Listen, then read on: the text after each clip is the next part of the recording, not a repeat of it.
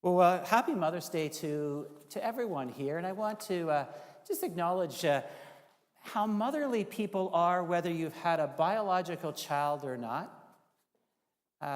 Gail and I were kind of smiling when we sang Behold, Behold. There's a picture actually up on the screen of a woman with a little bonnet on her head. And yeah, and we have an inside joke, but actually when I saw her again, my first little church of about 20 people had a lovely woman by the name of Doris. And Doris was Swedish, and she always wore it over her head. She had her Swedish little accent. I had been in Evansburg, Alberta, 3 hours from Jasper. She had never gone to the mountains, even though born in Sweden. She never got married, never had children, but she was the most motherly person I think I have ever met in my life. And she never missed a Sunday at church, and she handed out hymn books every Sunday. And silly me, when I thought it was a wise idea to get more people involved and get other people to hand out hymn books, that was the only time she wondered, we had coffee, whether she was going to keep going to church, because I had taken a real purpose of why she came to church away from her. I love Doris, and her spirit lives on. So there's a little survey in the New United Church magazine, The Observer, now called Broadview, and I want to give a little test to you today. The survey done in 2017 is really done by Pew Research. It's mostly American, but I think it does. I think it speaks clearly of Canada. The survey is, why do people go to church? Top 10, kind of like back to David Letterman. Kendra's already guessing what one is. What do you think? Drink coffee, go down after church. Okay, well, I'm not going to give you number one, but here's the top 10, but you are very close on that. So, believe it or not, some people go to church to please family. Yeah. Even, support their spouse, their partner. Some people go to meet people. Some people go for religious obligation. They think they better. Some go because that's what our family's always done. That's our family tradition. Some, as Kendra noted, some come for community. There's a few people that come for sermons. But there are people that come because they're looking for comfort in their sorrow. There's some people that actually believe they come to be a better person. There's some people that are here because they want their children to have a strong foundation. And then there are people that actually come here because they want to be closer to God. Guess what's number one? Number one, by 80-some%, is closer to God. 10% below that in the 70s is for your children. Number 3 is to become a better person. Number 4, comfort in troubled times. Sermon gets a 5. Community 6, family tradition 7. 8th is religious obligation. To meet people is 9. Number 10 is to please your partner or your family. So there you go, friends. Interesting. You know what? I'm not really surprised to that. People are longing for God. And if I've read the scriptures the way I understand them, and I was asked people, like, what is God, this great mystery? Paul said it so beautifully. There's hope and there's faith, but even they shall pass. What will last forever is love. So for me, God is love. God is eternal. So if that's the number one reason why people come to worship, it's that we're longing for love. But how do we know what that love is like? Well, the scripture today points pretty clearly. Jesus is trying to reveal to us that there's this voice. Now, we're all longing to hear this voice that says you are, as Gwendolyn said beautifully, you are a beloved child of God. This voice that says you are accepted just as you are. Doesn't matter if you're transgender. It doesn't matter what your sexual orientation is. It doesn't matter if you're rich or poor. It doesn't matter who your parents are. It doesn't matter what you've done in this world. You are loved no matter what. That's the forgiveness of God's grace. So it is all grace. And I think that's what's so true about moms. Let's be honest, though. Our moms are human. As my mom's telling me not to work too hard, I would look at a lot of moms today and say, you are so self-giving. You do everything imaginable for your children to make sure that, they have the best of the best.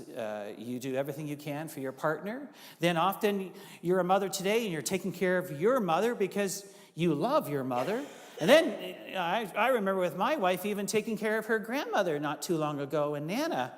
And I remember just thinking about my Nancy in life. She's got kids she's trying to take care of. She's got her own mother she loves, of course, and she's got her grandma. And then she sometimes has to take care of me too. But it is a pretty daunting thing to think that I can't imagine being so much to so many people. And so I pray today for mothers that often give too much and need to give and learn to give and take care of themselves. That's the voice of God I'm hearing significantly today. We spent yesterday at Three Wheels United Church, and I don't know, maybe 10 from Trinity, 10 from Dublin, 10 from Harcourt, let's say 10 from Three Wheels. There was at least 40 or so people there. And the Guelph United Ministries, we're there trying to, I believe, hear what God is saying to us in this time. In a time when all kinds of people, they're nuns. They don't even believe. 25% of a recent poll in the U.S. says 25% of people do not even believe anything. You might have 23% Catholics and evangelicals and 11% that are mainlines. But there's another group of people, they are done. They're just done. They've had the church and they've had enough of it. They've seen either too much nonsense in the church or they're embarrassed to even imagine being called a Christian when they see the likes of some of the fundamentalist Christians that say the strangest and do the strangest things. And so Guelph United Ministries is sincerely praying together, I believe, trying to hear God's voice of how we can continue to journey with our unique message here in Guelph, and I think in the world.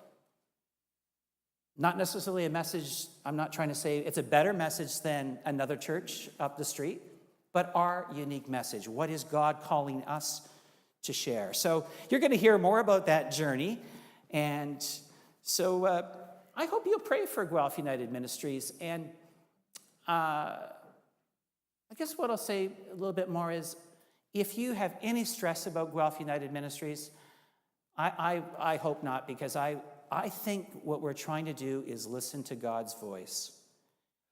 And I think that's what we're doing here really every Sunday morning. What is the message for us today? So I want to close with this. Anne Lamott is one of my favorite writers. And I heard her, Brad Inglis and I heard her a couple years ago in Toronto. She's a Californian. And I think why Anne Lamott is so cool for me is, unlike me, she did not get raised in the church and get taken off to Sunday school when I was a kid and have a mother that sang in the choir with you. She didn't. She actually had a very difficult childhood. And I think it would be hard for Anne to say, Happy Mother's Day, because her childhood was very challenging, like many. However, she has a great sense of humor. That's why I also love Anne. And so here's a story. So let me begin with, we all know Psalm 23, probably, the Lord is my shepherd, I shall not want. Well, there's a woman that loved cats. Andrew, you're going to love this one. This woman loved cats so much, she found 3 kittens, okay? And Anne says in her book, she thought they were a trinity of meows, and so she named them, get this, Shirley, Goodness, and Mercy. And she said, Shirley, Goodness, and Mercy followed her wherever she went. They nipped at her heels. My dog does that too. She just couldn't get away from them. And Anne's having fun with this because Shirley, Goodness, and Mercy are actually what Anne believes grace is all about. Grace is this unconditional love of God, just kind of nipping at your heels, won't let you go. And so here's Anne Lamott's story of her conversion to faith. Her life was a mess. She couldn't straighten herself out. I know she had addiction issues. She's the first to say that. And one time in this California location, she was going to a flea market, but she could hear the gospel music of a Presbyterian church that looked kind of like a ramshackled building with a cross on top. But the music kept kind of catching her ear. So, sure enough, one day she decided to go across, and she kind of looked both ways because she would be embarrassed for her progressive friends to ever think that she'd go to a church. And you know what? She went in and she didn't get much out of the sermon. The sermon wasn't that great. But the music pulled her in. She couldn't help herself.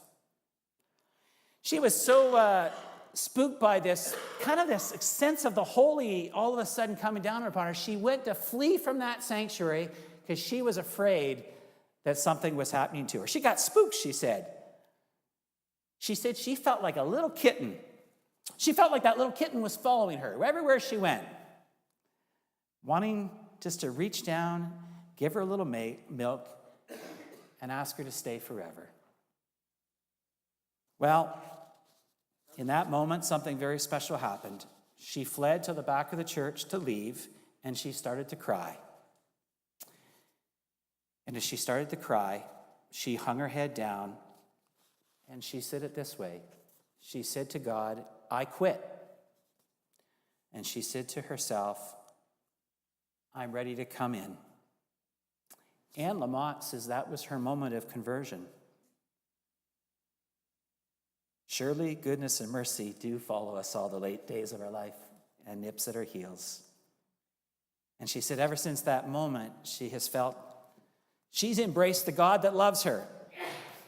Now, if you were to meet Anne Lamott with her dreadlocks and her cool, she's probably about my age, I guess, but she is pretty cool. She can curse up a storm. And I think people find her quite refreshing.